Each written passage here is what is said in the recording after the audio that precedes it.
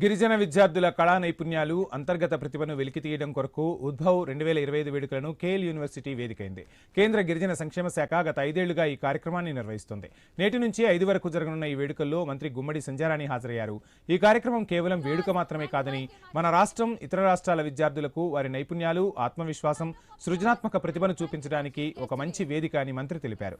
ఈ వేదిక ద్వారా విద్యార్థుల్లో వారి ఆలోచన సామర్థ్యంలో మార్పును తీసుకురావచ్చని, అంతేకాకుండా కొత్త వ్యక్తులతో పరిచయాలను పెంచుకోవచ్చని వెల్లడించారు.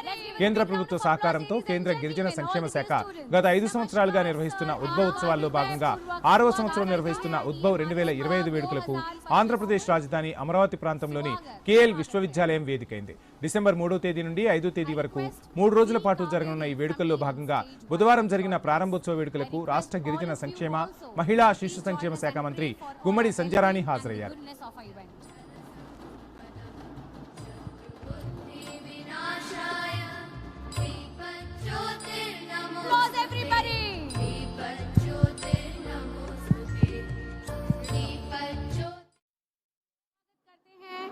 उद्भव 2025 में ఇక ఈ కార్యక్రమం కేవలం వేడుక మాత్రమే కాదని మన రాష్ట్రం మరియు ఇతర రాష్ట్రాల విద్యార్థులకు వారి నైపుణ్యాలు, ఆత్మవిశ్వాసం, సృజనాత్మక ప్రతిభను వెలికి తీయడానికి ఒక మంచి వేదిక అన్నారు.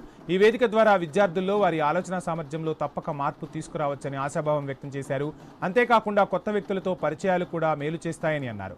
ఏకలవ్య మోడల్ పాఠశాలల నుంచి వచ్చిన 1644 మంది విద్యార్థులకు అమరావతిలోని కేఎల్ విశ్వవిద్యాలయంలో ఆతిథ్యం ఇవ్వడం చాలా